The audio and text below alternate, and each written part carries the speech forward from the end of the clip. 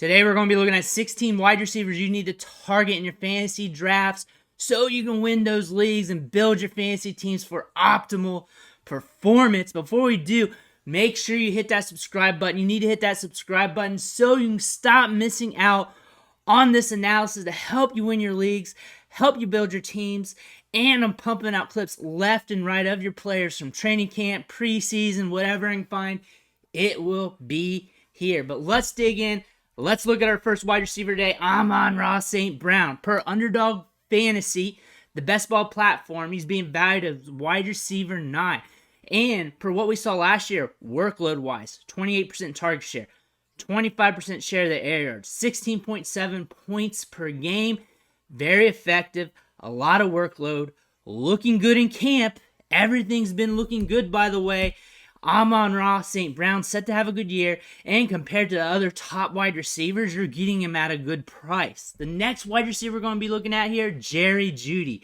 Wide receiver 20 in ADP. His price tag is increasing, by the way, but last year saw a 21% target share, 24% share of the air yards, 25% of his targets was uncatchable last year.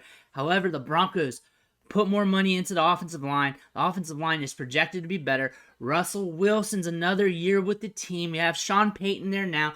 Jerry Jeudy was dealing with injuries last year that impacted his performance, his ability to be there, and everything else.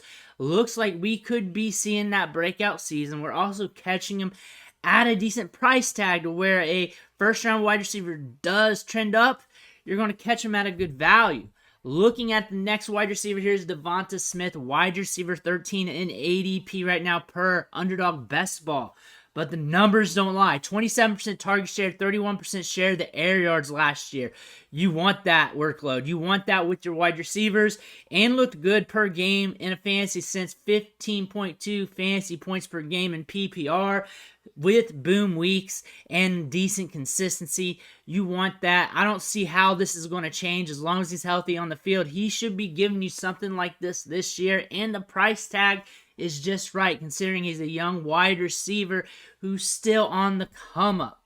Next, Jordan Addison, wide receiver 36 in ADP. We saw him make that huge catch in the preseason game, and he's been balling out all offseason. Broke out with 2 different collegiate programs, Pitt and USC, and this dude's got game. He'll be playing with Justin Jefferson. Justin Jefferson will be taking some of the heat off him. The Vikes, 7th in pace last year, so they can move the ball, and there's going to be opportunity there. Kirk Cousins averaged almost 40 pass attempts per game last year, and Dalvin Cook's gone, and the running back position there is very ambiguous. We might lean more on the pass even more this year. And Jordan Addison was drafted in the first round. They want to use him. They want to give him opportunity, and right now it looks like he's earning it. Next guy we're looking at is Drake London, another first-round wide receiver, but from the 2022 class.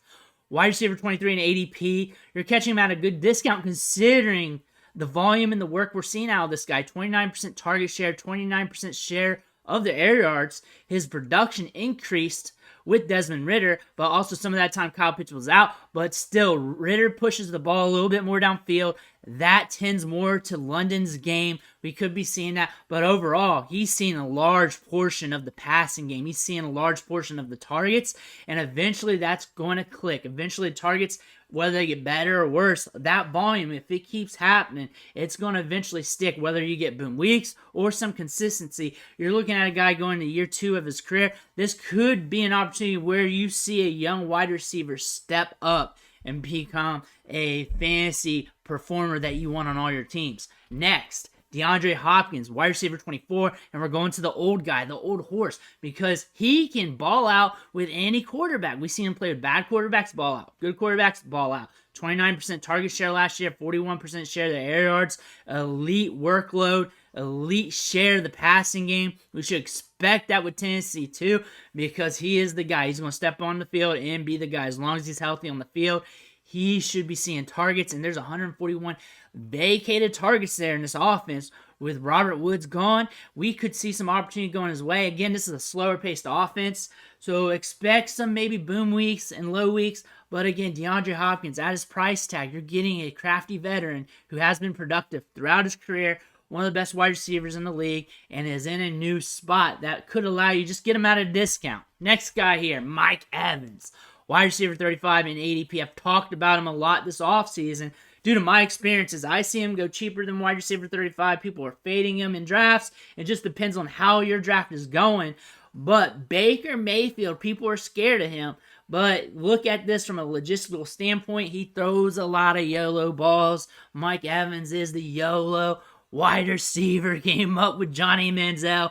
20% target share, 36% share of the air yards, and the YOLO portion of him was third in deep targets last year. So if you're going to sling it downfield, you're going to be slinging to him, which means you can get some boom weeks out of that. Consistency may not be there because of the offense, but you're not paying for that anyways because consistency, you're getting that wide receiver 20 and even more expensive. The price range here, wide receiver 35, 40, 50 range here. However far he falls in your draft, I've seen him fall in some drafts.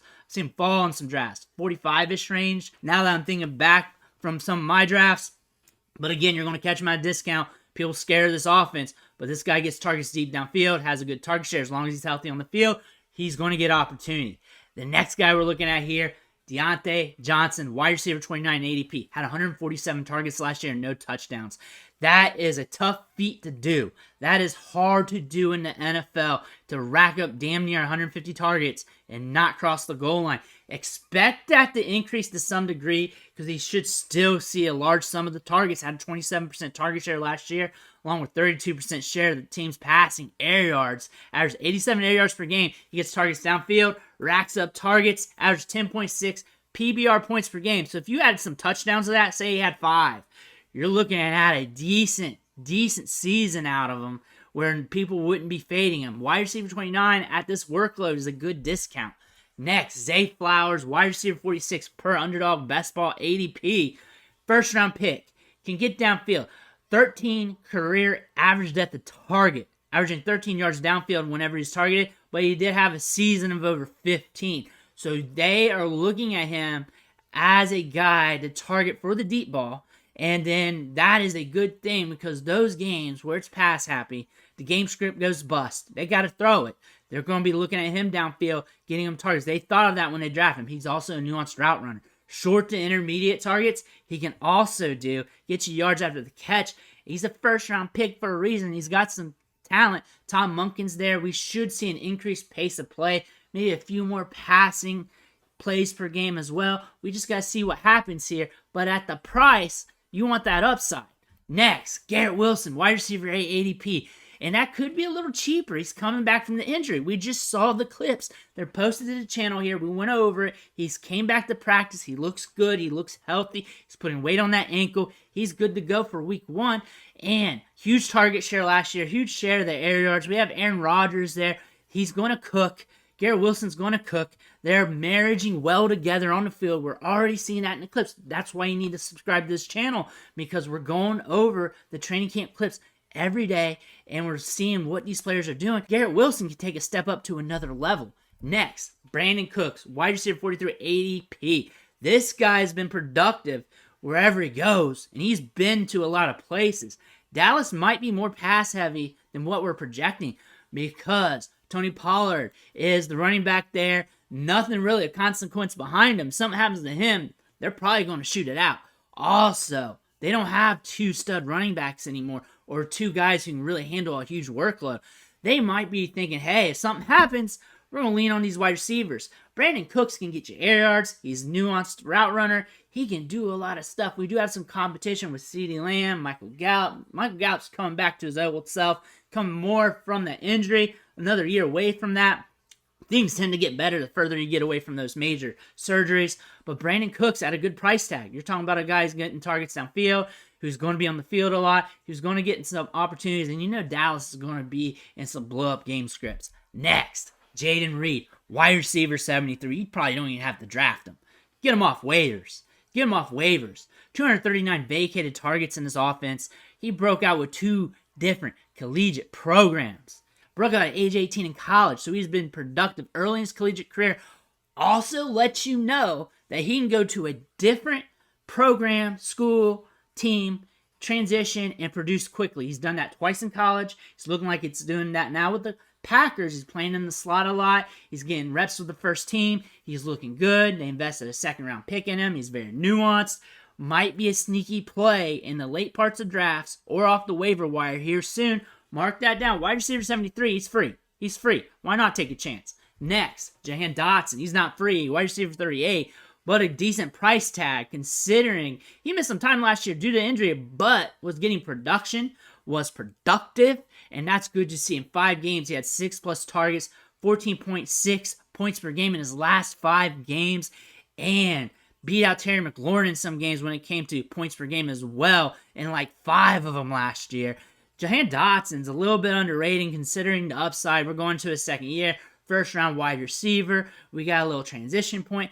We might see him have an uptick in production this year, which is more than likely going to happen. Next, Elijah Moore, wide receiver 44 in ADP. Everybody loves this guy.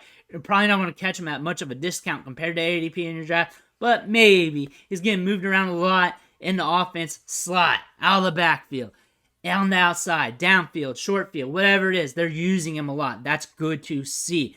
Quick, nuance, has good ball skills, played well at Ole Miss, broke out early, was productive, played against good wide receivers on his offense, has Deshaun Watson now, and things are looking good. Had that rib injury in the game, came out, but it looks like it's day-to-day. Should be fine for week 1. Should not be a huge impact. That might drive down the price a little bit, contradicting what I said a few seconds ago, but you're just going to play the draft, and this is another guy you can target. Next, Gabe Davis, wide receiver 39 ADP. He's a boom-bust player. Let's just call it as it is. Boom-bust player, but you need the booms. You do need the booms, and you need to pay for him at the right price. Last year, he was overpriced. Everybody was over the moon for him. Now he's around wide receiver 40 price range. He's in that range where you can capitalize on those boom weeks as you're playing the matchups with your wide receivers. On the back end, you're messing around with your lineups, setting lineups. You got this guy on a good offense, getting air yards, getting opportunity. You may want that in some week. And last but not least, Nico Collins, wide receiver 55 in ADP, damn near free in leagues, might even go undrafted in some leagues. Had a 20% target share, 30% share of the air yards. Tank Dell's going off as well. Monitor him because he'll be on waivers in basic redraft leagues. CJ Stroud pushes the ball downfield, and we're going to see that this season. Along with him being a rookie, doing rookie things, interceptions, turnovers, just doing the rookie stuff, that could allow him to be in some positive game scripts down the line in the back half of games, maybe pushing it down to Nico Collins, giving him some extra opportunity and production. But those are 16 wide receivers that we're looking to target right now in drafts to help us build our fantasy teams. Let me know what you think in the comments below. I want to hear about it. Smash that subscribe button. Catch you on the next video.